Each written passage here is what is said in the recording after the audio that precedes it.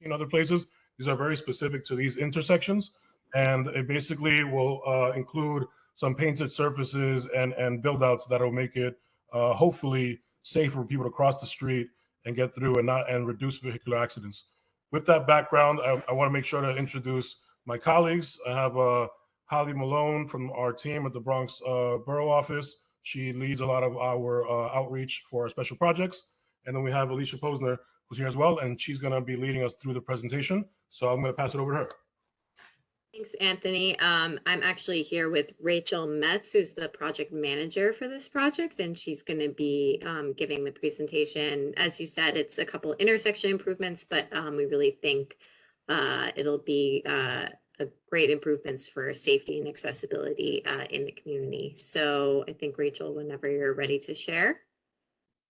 Yeah, let's share the screen.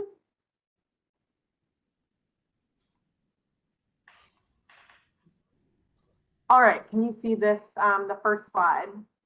Yes. All right, so thanks so much for having us here. As Alicia said, my name is Rachel Metz. I'm part of a team at DOT called Research, Implementation, and Safety. Oops, sorry. And what we do is safety. So we look at the crash data across the 5 boroughs of the city and look at intersections, corridors, and areas with the highest crashes, particularly severe crashes, and say, what can we do here to make it safer? So these 2 intersections along Barnes Ave are some of the locations that we're looking at. So just a little bit about the project location. So we had requests specifically at these 2 intersections, but Barnes Ave in general is mainly residential land use. There's some commercial activity at East 233rd Street. There are a lot of schools near East 236th Street. The 233rd 25 subway station is close to Barnes and 233rd. The BX31 bus runs along East 233rd. As I mentioned, there's been a history of community requests for safety improvements here. And the intersections are in a Tier 2 priority investment area as part of the New York City Streets Plan. So some of the safety data here, and the table on the top left of this slide is an injury summary of the total injuries at these 2 intersections from 2018 to 2022, a 5-year period. And you can see, if you can see my mouse, there have been 51 total injuries at both of these intersections. Of those 51, there have been 12 pedestrian injuries. And of those 12 pedestrian injuries, one of them is what we call KSI, or persons killed or severely injured. So those are severe injuries. Among the crashes in these 2 intersections, more than 40% were related to left turn crashes. About a third, or those were pedestrian injuries. So a pedestrian was crossing the street likely, and a vehicle was making a left turn, and that was the crash. About a third of motor vehicle injuries are related to right turn crashes. So that's often when a vehicle crashes into another vehicle at a perpendicular angle. And that's often coming from one-ways with limited visibility, which I'll go into in a couple slides. And then more than half of pedestrian injuries have affected children or young adults. So as I mentioned before, there are a lot of schools in the area, so it makes sense that there are a lot of young people who are pedestrians. So let's look at just some of the existing conditions of these 2 intersections. So at East 233rd Street, you can see in the picture on the left, there's a pedestrian standing in the road. They're in the pedestrian space on the crosswalk, but there's a really long way to cross the road, and they're completely exposed to any vehicles driving by. In the photo on the right, you can see that there are no markings on the street, so no lanes, no nothing. They're completely worn away, and that often encourages speeding when there's a completely wide open roadway. So that's this intersection. And then at East 236, in the photo on the left, you can see we have some unpredictable vehicle movements. So a lot of vehicles are using this slip lane at East 236th Street to skip over the signalized intersection here on Pittman and to cross Barnes Ave. But since there's no stop control on Barnes, so vehicles moving northbound here, there have been several right angle crashes with vehicles moving eastbound on East 236 and vehicles going northbound on Barnes. There have been 10 crashes we noted here. There's limited visibility, as I mentioned before, with right angle crashes, especially because vehicles on Barnes continue moving and a lot of vehicles are disobeying the stop sign here. And then you can also see some pedestrian vehicle conflicts. This pedestrian in the photo on the right is crossing the street just after a car has passed by. We really want to reduce that and make it safer for pedestrians to cross the street. And then lastly, also at this intersection, there are two concrete triangles in the intersection that are in pretty poor condition. There's plants growing out of them. The pedestrian ramps are not ADA accessible. And then also in the photo on the right, just to the south of the east triangle, there's a missing crosswalk. So some pedestrians are crossing over that street, but there's no crosswalk there, so vehicles may not be able to see them as clearly because there's no designated pedestrian space. So some of the proposed improvements we have to improve the safety at both of these intersections. So at East 233rd Street, the first is to install a painted curb extension, which you can see that I have the maps around here in an existing channelized space. So that's a space that is already has some striping on the pavement. And this is really to slow turns and reduce the pedestrian crossing distance. So any vehicle moving northbound on Barnes and making a left, they have to go kind of slower around it in order to make the turn around the pedestrian crossing distance, which slows vehicles down, so makes that safer for pedestrians. And it's also a shorter crossing distance for pedestrians to cross over Barnes Ave or over East 233rd Street. We'd also hope to install a bike corral in this curb extension to provide additional bike parking, make good use of the space, and there might be some other vertical elements like planters or granite blocks to prevent vehicles from going in there. We also hope to add some lane markings on this south leg of Barnes Ave. As shown in one of the photos at the beginning, there's currently nothing there, so this will really help clarify vehicle turns so people know where they should be on the road. And then also to install some left turn traffic calming speed bumps over here on the west leg of the intersection, which slows cars down as they are making a left onto that street. They have to go more intentionally around those speed bumps, so it will slow them down and make the intersection safer for that. And then at East 236th Street, propose closing this slip lane here to simplify vehicle turns, improve predictability. So vehicles moving on Pittman Ave aren't gonna, make a last minute decision either to go over here, but everyone knows where vehicles are moving. This also decreases the pedestrian crossing distance. So once a pedestrian gets onto this concrete triangle, they can move all the way down here to this corner, not have to worry about cars being in the way. This would also include a turn restriction for vehicles over 25 feet. So we're thinking larger trucks who are moving eastbound on Pittman, going southbound on Barnes. It's a pretty tight turn. And we observed trucks. There were only 3 trucks making this movement in the peak morning hour and 0 in the evening. So we don't think it will be a problem.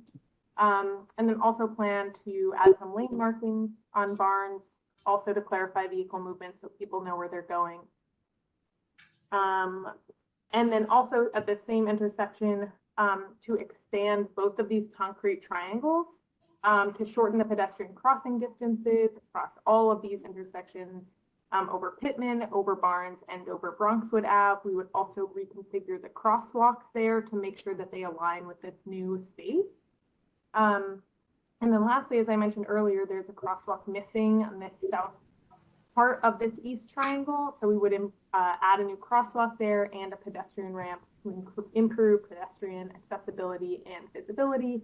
We also want to note that concrete work is happening as a part of existing accessibility work happening throughout this community that is scheduled to start pretty soon. So all in all, just to wrap it up, so a lot of the safety benefits that we see from all of these proposed improvements, the rubber speed bumps and painted curb extension at 33rd, encourage simpler, safer turns. So when vehicles are moving slower, it makes it safer for pedestrians and for all road users, actually. The new lane markings help clarify movement so vehicles know where they're going. The expanded concrete triangles create safer and shorter pedestrian crossings to get where people can get where they need to go in a safer manner. The closed slip lane will improve predictability and organization for motor vehicle users. So no one's kind of like going through the slip potentially last minute. Stop those right angle crashes because there are a lot of crashes associated with that slip. And then lastly, the new crosswalk and pedestrian ramps at East 236th Street and Bronxwood will improve pedestrian visibility and accessibility. And especially with so many kids and young people in this area, because of all of the schools, we think this is especially important for those who are less familiar with the rules of the road, to improve safety for everyone. So that's all for the presentation. We're happy to take any questions. I have a comment. Is that all right, John? Yes, sir. You can go ahead and call.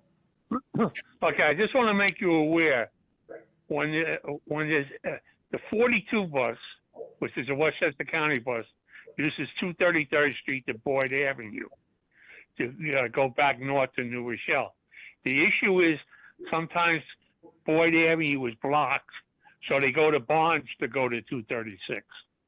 So you got to make sure the bus is able to make a turn off 233rd onto Barnes Avenue. Right. Yeah, Burns will still, those buses will still be able to make that turn. Okay. But thank Okay, you. thank you. Coordinated with those folks on previous projects as well, so we'll reach out to them just to double check.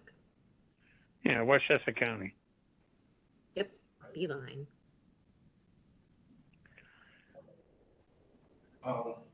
Please, Mike, I have a comment.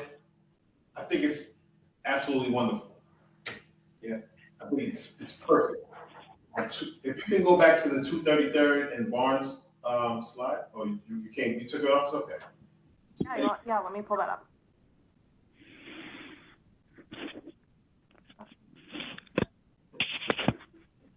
This one? Yes. Now the painted brown area is called the installed painted curb extension with the bike corral. Yes. Yeah, painted curb extension, yeah. It probably would definitely need some planters, something in there, because people will try to drive through there. Right now, there's just some yellow lines there, and people just drive over the yellow lines to make the left turn. So Right. That's excellent. The lane markings, the left turn and right turn, and straight away, that's fine. Now, on the corner of 236th and Barnes, closing that off, perfect. A friend of mine had a car accident there 30 years ago and was badly injured there because a car, of course, blew that sign and went right through. To close that off is I think, perfect. But John had one concern about the street sweepers being able to clean that right there after the bollards are placed in there. Yeah, the brown area. Island extension. How would sanitation be able to clean it? Because I'm sure a lot of garbage is going to collect in that area now with the bollards and having the street closed off. Thanks for that question. We do coordinate with sanitation for our overall program and also for individual projects that have painted space. So we usually leave enough room for street sweepers to be able to get in if they agree that they can clean it, which they generally do. And if there are other elements placed in the space, then we also coordinate with them or with another partner to make sure that the space can be maintained. Let me just make a comment there too. Just to further drive that home, you know, we all see this in our community too, especially like on Gun Hill Road, where that brown paint we call truffle paint. When you have that truffle paint in different spaces, you'll see those big granite blocks. And in an ideal world, we could put those blocks or planters all fully around this so nobody can get in there. But unfortunately, that's actually the reason why we don't fill it completely, so that sanitation can get in there and do that cleaning. And that's the trade-off. Like either you completely block it off or you get it clean. And unfortunately, in order to make it accessible for DSNY and partner agencies, that also means that unfortunately sometimes there are vehicles that end up driving in there and parking there illegally. So it's one of those imperfect worlds, but we'd rather it be clean and deal with some sporadic parking rather than have it fully closed and let it collect garbage. Okay, and my last point, at 236 going north, right there where the street is going to be closed off, there's a big tree on the left side, right there on the corner. I don't know if it's anything to do with you, but the tree covers the stop sign. It's probably the homeowner's tree, but it covers the stop sign today, right now. It covers the stop sign so people can't see it. But Closing that off, I think is perfect though. Other than that, fine. Thanks for flagging that. We'll reach out to our partner agencies and we'll get hopefully get that tree trimmed so that there's no obstruction with the stop sign. Thank you. Yeah, I love it. It's nice. I just Good would evening, like. everyone. Hi, John and everyone. Good evening. I'm sorry, I just have a comment. This is amazing, super helpful. And I just wanted to ask, how do you gauge what other intersections need improvement? For example, on East Gun Hill Road, Hollins is one street that is super small where that new building is, and I've seen quite a few accidents there. The other one is East Gun Hill Road, and I have mentioned it to John too. And Buick, Bouck, that intersection, Wow. super dangerous. What was that? Wow. Bauk. Those are two that I see often that are in need of, some improvements. So how do you assess which intersections, or how do you prioritize, or what other projects do you have next? This is amazing, but we have quite a few in our district. You want me to speak to that, Anthony, No. or? Okay, sure. I mean, I can speak just from the perspective of our group, which, as Rachel mentioned, we do safety, is we do look at the overall data, which we get from the NYPD and also New York State, to assess the locations that have the most need in terms of crash history. But also we always, take requests from the community. So because, you guys are our eyes on the street, and just because we don't have a record of a crash there, it doesn't mean, first of all, that something's not happening or that there's not a danger there, of course. So I've written both of those intersections down, Thank you. and I can coordinate with our Borough Commissioner's office to look into that. Beautiful. Thank you. Thank you. What was the first intersection you mentioned? It was Balkan Gun Hill, and the first one was Gun Hill. East Gun Hill and Holland. Got it. Okay. Yeah, I know exactly what you're talking about. It's right by the Balkan, The by brand the new gas building, station and right. the liquor store. Yeah. That new building. It's a new building. Yeah. Right So to the 2-line.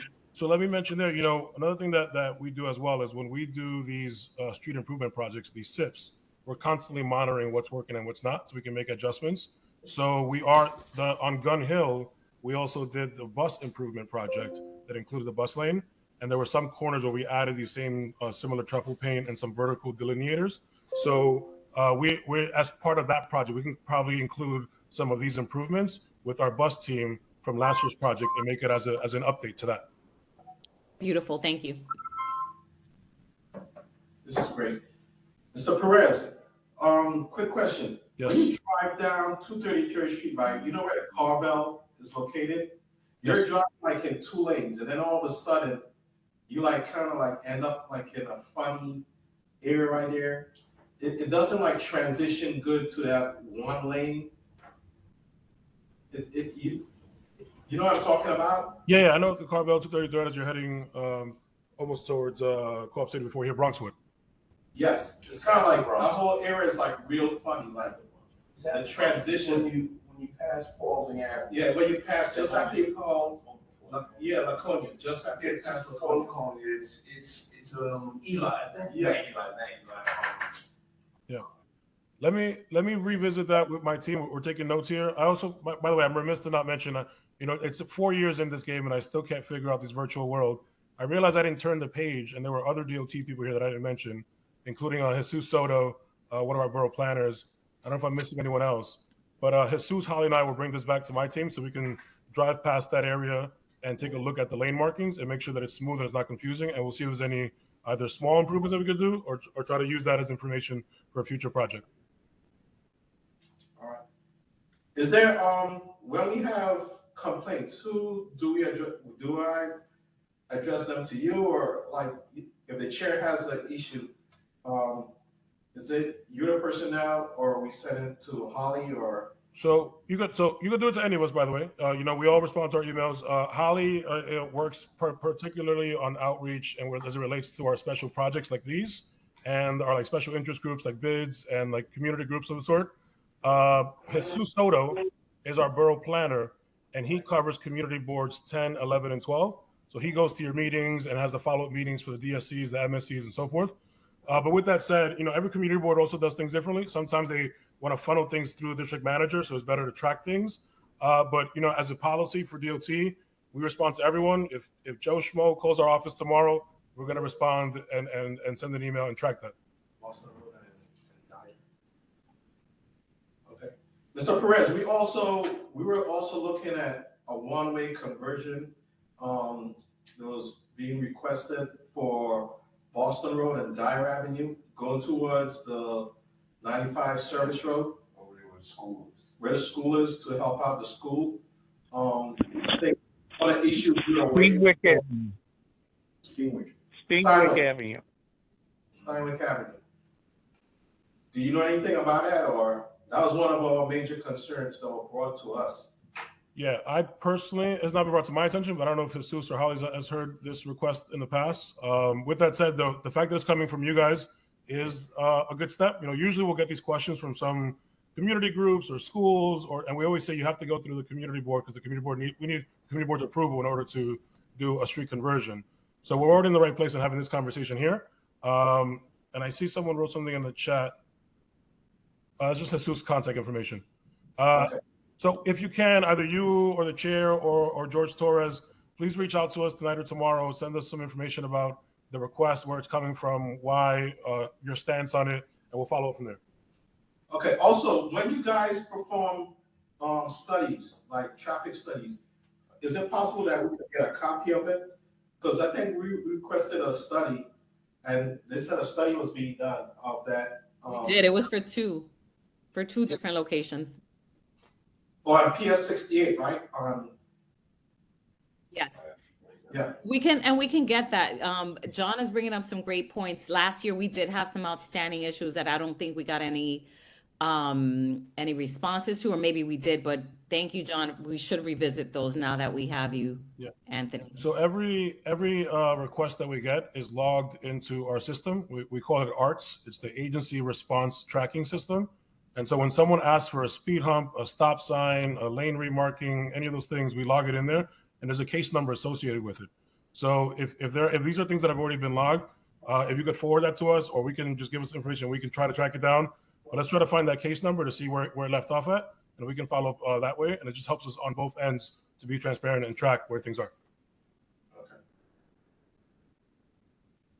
So you guys are requesting a letter of support for this project, or this is just for informational purposes?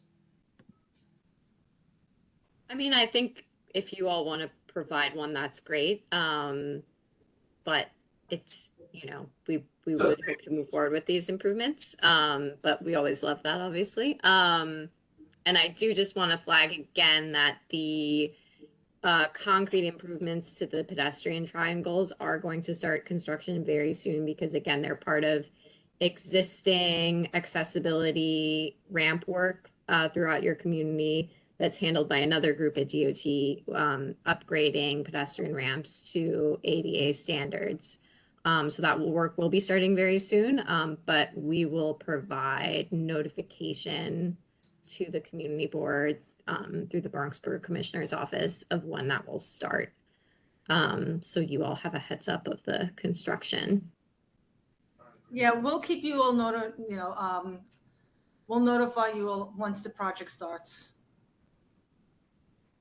I think there's somebody with their hand raised. Is there a question? Hi, this is Ted. John, just to follow up on that, the point you raised about the Steinwick, I think normally during school days, that street is actually converted into a one-way. There's a stop sign. There's a no entry sign actually that's posted at Boston Road and Dyer Avenue, but it's only during school days. I'm not sure if you're looking for them to make that permanent, but just to give you an update on that. I wanted to raise another point though. I would say over the last 10 years, we've seen a lot of what we call improvements, particular pedestrian improvements. And at the same time, I see this as a detriment to vehicular traffic.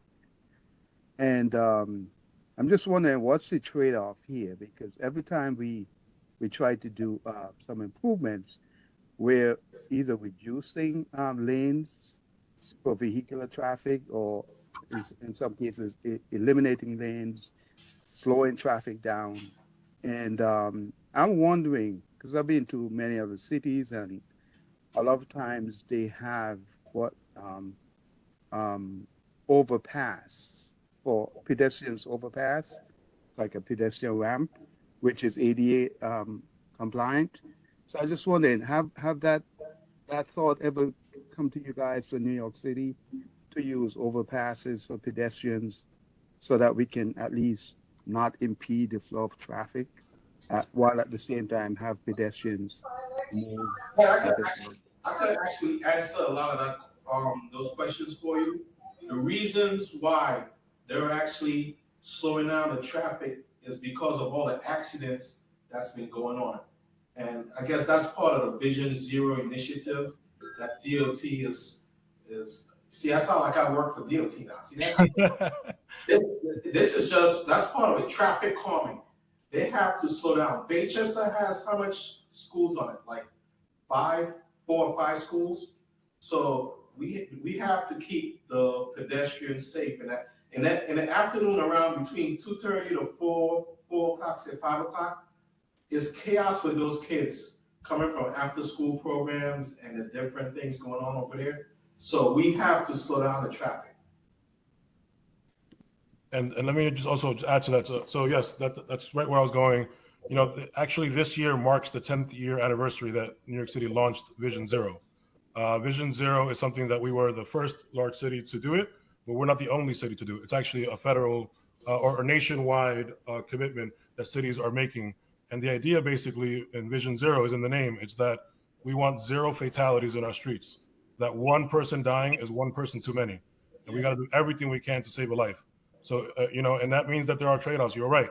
Sometimes that means that, you know, it might take you 5 minutes more to get somewhere, but that life is more important. And that's the perspective. And the idea is that we can try to make things coexist.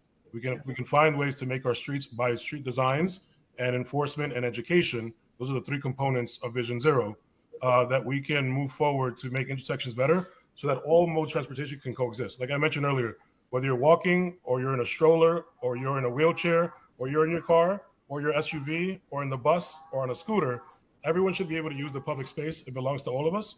And we need to find ways to make it so that we can reduce crashes while still making it better so everyone can get to school, can get to work, and get home safely. I have one more question about 233rd and Barnes. I saw something that you had on the diagram. You said something about a left turn. It's like a speed bump or something in the middle of the street on 233rd. Yep. Yeah, I'm gonna share it. So we have it.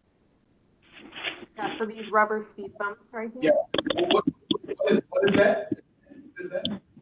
It's a rubber speed hump. It's a plastic material and it's installed flush with the roadway. So basically, and it's installed in different configurations in different places. You might have noticed it in other areas in your communities, but basically, it's actually part of a program where left turns are shown to be more dangerous for pedestrians than right turns. And you can kind of guess why that is. When you're making a left turn as a driver, you're usually able to pick up a little bit more speed when making the turn. There's also some visibility issues for you as you're looking kind of, you know, at the side pillar of your car often, depending on the model. So putting these elements in the street just helps to calm that turn. So you're still making the turn, you're still able to make it. It just slows it down a little bit. So there's more, when the interactions are happening at a slower speed, it's just more time for that pedestrian vehicle interaction and for the vehicle to yield to the pedestrian who's crossing in the crosswalk. It's basically a physical reinforcement of what should already be known. Now, you see the yellow line, you know you're supposed to go around the yellow line, but now this goes on top of it so that if you make that turn a little too sharp, you'll have a little bump. Your car won't be messed up in any way and you'll continue going, but you'll feel like, oh, I should have made the wider turn. I should have gone slower. And so hopefully people start to learn and change their behavior as they're making those turns. Yeah. I will tell you it works because you put one on 240th Street by Webster Avenue. and it definitely made a difference. I mean, after what happened last night to the young boy in Queens, because that driver was making a left turn. Well, that's why I was curious when you said it. Thank you. All right, great. All right, thank you guys very much. Thank you all for your time. Really appreciate this. No problem. Right. And also, we'll follow up with our chair and DM on those other items that we want to follow up on. All right. By all means, continue all the improvements. We need it. All right. Traffic needs to be slowed down in this community. I have no problem with that. All right. Thank you all. All right. you. We have Ms. Perez, Montefiore on. Yes. Do you talk about Hi, thank you for having us. We also are here to address a traffic safety concern. I'm here with my colleague, John D'Amico, he's our Chief Safety Officer for the entire system on the college, and he's gonna speak about a safety concern we have near our Wakefield campus. Joe? Yeah, good evening. So I'm Joe D'Amico. I'm Senior VP and Chief Security Officer for Montefiore Health. And as Lillian said, we would like to present, if we have time, if not, be put on for another meeting, but to talk about a request to change the traffic pattern outside of our Wakefield Hospital on Carpenter Avenue. I mean, do we have time for me to put up a PowerPoint? we have time. Okay. We've been waiting to do this for a while, so I've been waiting Okay. for a while, so. Let me see if I can get this sharing here. Okay.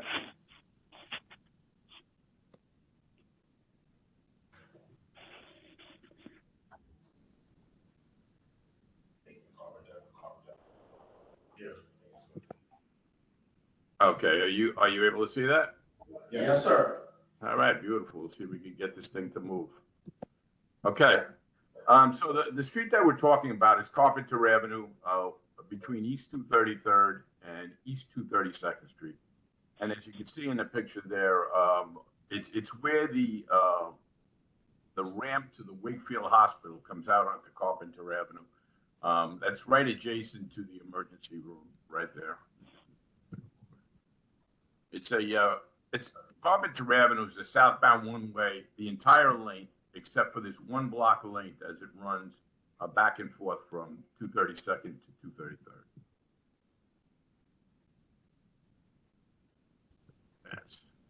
Okay.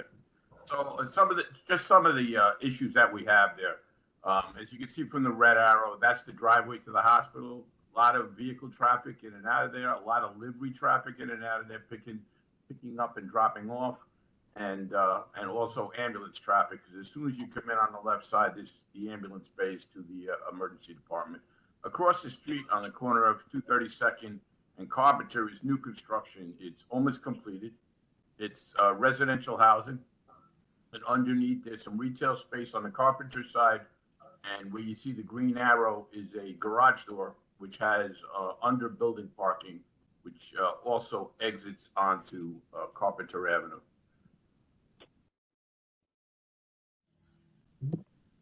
Okay, so as you can see, we took a picture of it here. You're looking across 233rd Street at southbound on Carpenter Avenue. You can see where that red car is coming out. That's the driveway to the hospital. You see the cars making the turn from eastbound 233rd Street onto southbound Carpenter right there. You see the cars coming out of the hospital. You see the cars lining up on the other side near the new construction. And I'll advance, and you can see this is what happens generally every day.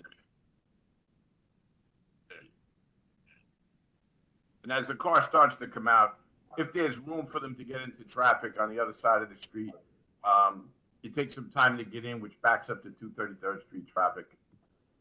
And if they don't give them a place to get in on the north side of Carpenter Avenue, that car ends up blocking in the middle of the street, coming in and out of the driveway to the hospital, backing up traffic onto 233rd Street. And in this case here, he finally gets himself in, and vehicle traffic is able to pass. But it's a condition every day. That Carpenter Avenue gets a lot of extra traffic because of people who are trying to avoid the intersection of White Plains Road and 233rd Street. So anybody coming north makes the left onto 232nd, comes down onto Carpenter, and then goes north and then out to 233rd Street. So it gets a lot of vehicle traffic that's not coming from the area, but is in fact just passing. Yes, that's the words. So what we're looking for here is we propose, just like the rest of Carpenter Avenue, we would like to see it as a one-way street, continued southbound from 33rd Street. Reduce Carpenter Avenue traffic glad you significantly in front of that hospital entrance, which is already quite busy. Ted, can you mute yourself? But I Ted, think, I'm gonna. Ted, I'll can you call mute it yourself? now, but also I'm gonna be down there tomorrow night. Ted, It will also eliminate cross traffic I over got the there, water. cross traffic at the hospital exit, where people are coming in and out. And we expect a decent volume coming out of the new garage and that new construction across the street. So it's really kind of simple. That's what we'd like to see, just a steady southbound flow of traffic. It'll reduce all the people who are trying to avoid that 233rd Street and White Plains Road intersection. All traffic coming down 232nd would have to make the left and go south on Carpenter. And obviously ambulances coming in and out of the hospital, would still have the ability to access 233rd Street quickly if they needed to with safety equipment. But we think it would be substantially safer. I don't have the figures in front of me, but I've spoken to the 4-7 precinct, and there have been some vehicle accidents on the corner, including a pedestrian struck in recent months. So, Joseph, do you think an ambulance that's coming out of your driveway, how are you gonna? You still think you can make that left? Well, I think all traffic should be making the right. I'm saying in the case of an ambulance that maybe responds from the emergency department to an emergency call could use their safety gear, I guess, to make that short left onto 233rd Street. But we would expect if the vehicle traffic is only a one way at that point, it's going to be so much lighter on that street than it is today. I wanted to, Joe, thank you for that, the pedestrian concern and our staff is one as well. As you know, the traffic of individuals going in and out by foot it's very high in that corner. And I'm often in the community and I see how people struggle to cross the street there. And it's the only way for people to get to the public transportation up to White Plains and often to even get food. All of the activities in that community is up the hill. So I often witness people struggling, especially elderly, to cross that street because even when the light is red, you have turns and you have cars going in and out of both directions. So it's very difficult to really cross the street there. Well, the hospital parking is on the other side of the street on 233rd Street. It's on the northwest corner, Carpenter and East 233. I also want to just disclose that we did speak to DOT about this, and we presented the same. We showed the same presentation we showed you today, and they encouraged us to reach out to you for a letter of support or a resolution supporting this change. Okay. Bus? John, my time? Yes, sir. That's why I called you up. Okay. The reason it's two ways between 232nd and 233rd Street, it was requested by Misericordia Hospital when they had the ownership, and also asked for Lady of Mercy Hospital was pushing to keep it that way. The reason was when the ambulance came out of the bay from the emergency room and he had to go north, there was always conflict, head-on conflicts. And to cut down on the possibility and the accidents that were occurring, they asked to make it two-way. And, I understand where you're coming from. You can't get in, you can't get out. Traffic is heavy, but it's a safety issue. You put your ambulance drivers into conflict with southbound traffic, whether it's coming off 233rd Street or straight across 233rd Street on Carpenter Avenue. It's a safety issue. I've been on the board of a Lady Mercy. I'm on the board of Montefiore, and I'm strongly opposed to this for safety issues. You're looking for safety for people crossing and stuff. The signalization at that intersection provides special pedestrian crossing, so you have a shot of getting across to the garage. But I could not support any change in the traffic pattern because it'll cause more problems than it solves. We are proposing changes to Carpenter, not 233rd, where our pedestrian. I'm talking about Carpenter. Oh, our parking Well, space is on 233rd. I know where it is. I park there all the time when I'm in the hospital. Okay, so I just want to understand the safety concerns with the change. You have head-on. If the ambulance turns left to go to 233rd Street, and you got traffic coming southbound, and he's going northbound, that's a conflict, and it causes accidents. That's why Our Lady of Mercy originally asked for it, to retain it after they changed the name from Misericordia. And when Montefiore took over the hospital 15 years ago, we discussed this, and we thought it'd be safer not to have conflict going in and out, because even the driveway into the emergency room is tight when you have a vehicle coming out and a car going in, or ambulance going out, ambulance coming in. Because as you said, they go down to the circle in front of the building deliveries and drop off, and then they leave. But you don't need conflict with a northbound ambulance going on a southbound street. And believe me, you're going to have issues there, and that's why it is the way it is. I'm not encouraging, people to go opposite traffic. Obviously, our proposal assumes that as a one-way street, the volume of traffic on Carpenter Avenue would be greatly reduced, which would create a safer street for people coming in and out of the driveway. For regular cars, yes. But when you have an ambulance that needs to go northbound, if they have an accident at 238 and Barnes Avenue or something like that, he's going to have to go north. And when you go north, when you have the volume of traffic that you're having coming southbound, you cause a conflict, and there's a pending accident there. We should not have the ambulance ever go in the opposite direction. They should follow the traffic. Well, okay, I want to ask you a question. Somebody's having a heart attack. The ambulance pulls out. It's on 237 and Bronx Boulevard. You're going to make the ambulance go right and go all the way down to 230th Street and then go down to Bronx Boulevard and come up? That's time. Ambulances have to still comply with the traffic rules. I mean, if not, they're going to be hitting people. Well, then all ambulances have to go south. So in other words, somebody could die waiting for an ambulance because they couldn't make the left turn, which they were permitted to do before. This city has a lot of different traffic patterns, and the ambulances get there. That's what. Hey, look, I'm a traffic engineer. I know what I'm talking about. Okay. Sorry. So, guys, this is what we could do. We could actually request, because this is a major institution in our neighborhood.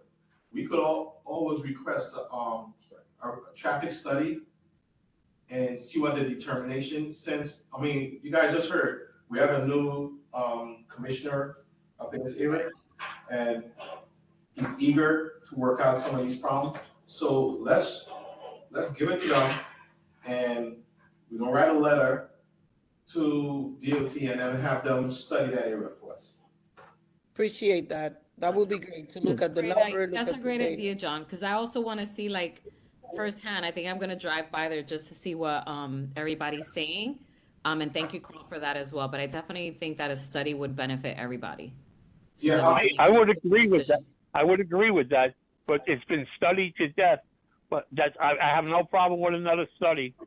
Like I said, I was on the board of A Lady in Mercy. I'm on the board of Montefiore, and I have meetings a couple of times a month in Wakefield. So I know the area. I know it like the back of my hand. No, I know you do. I just want to get firsthand glimpse myself too. Just No, that I get- agree with you. I have no issue with a traffic study. Thank you. I see Ursula has her hands up too, John. Ursula? No, we can't hear you. We can't hear you, Ursula. Can I hear you?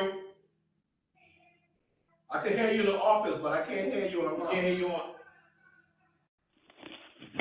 Come on, she's coming over here.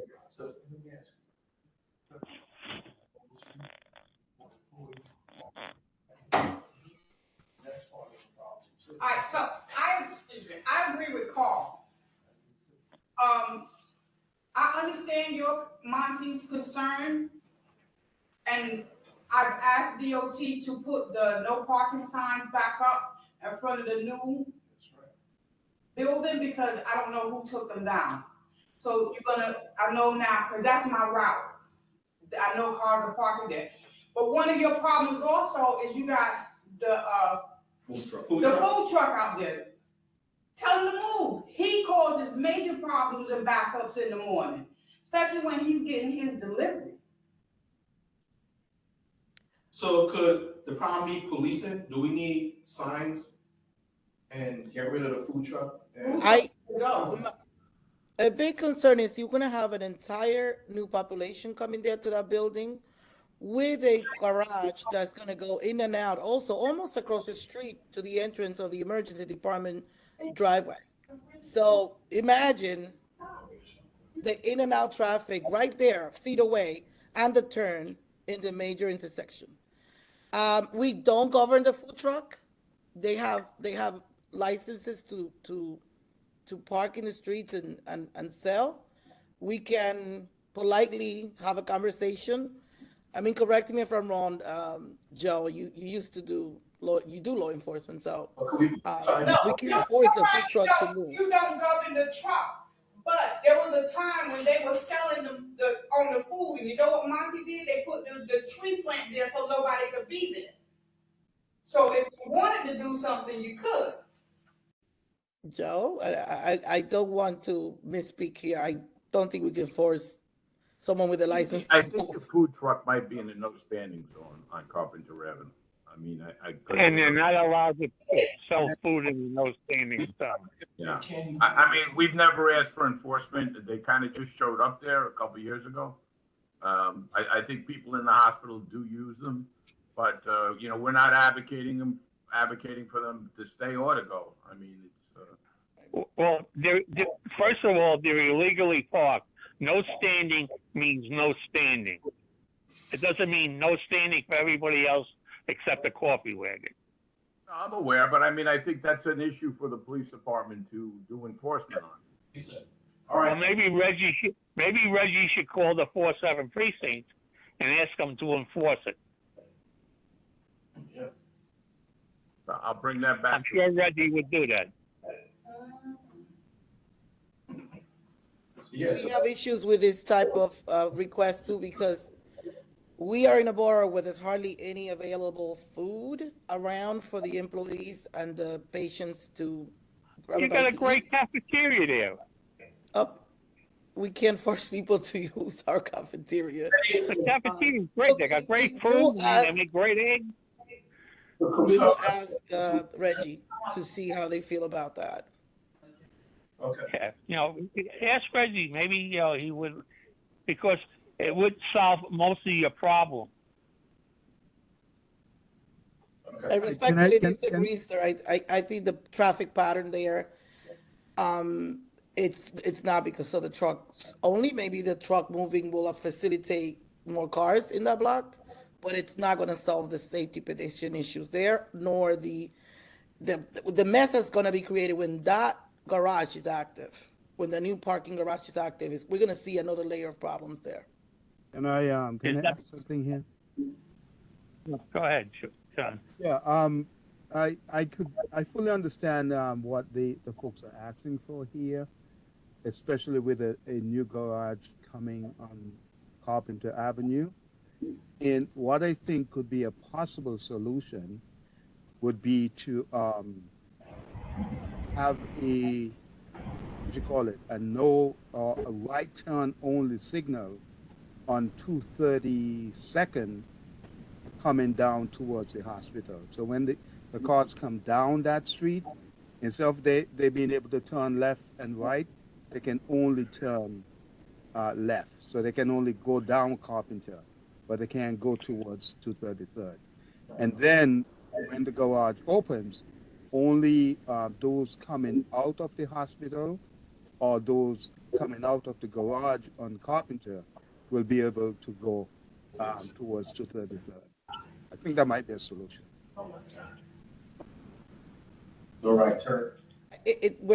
I think we're speaking. So how do people? Again, so, and then those who want to avoid 233rd and White Plains by coming through 232nd, they will no longer be able to do that, because once they get to Carpenter, they have to go southbound. I'll go up to 234th. Okay, great. So what we're gonna do is we're gonna push for the study, and then we'll revisit this. All right? Good. Appreciate it. Yeah, I would ask you to take a good hard look. I will. I mean, Okay, just thank you. the issues and the problems we're having with the different areas. I just wanted to get DOT involved because they're the professionals and yourself, call. So I'll just That would be great. Yeah, We'll I met you appreciate a that. couple of times, so I don't think you remember who I am, but I met with you. You made presentations at my board at All both right. Wakefield and Moses. Who are you speaking to me, Lillian? No, I was talking to the gentleman, D'Amico. To Joe? It's Okay. D'Amico. Because I always hang out with you guys. I'm always with you. Well, then maybe you know who I am. I do. I just didn't see a picture. I just saw a number. So I Well, yeah, I'm on the didn't phone. need to say hello. Yeah. adjourn. The meeting is adjourned. Good night, folks. Yeah, so don't shoot me next time you see me, okay? We're having everyone. we're having a very thoughtful conversation here to better the traffic pattern in our community, and we all care about the same things. Great meeting. Thank you, everyone. Thank you, John. You're welcome. Thank you for your time, guys. Yeah, thank you for coming, guys.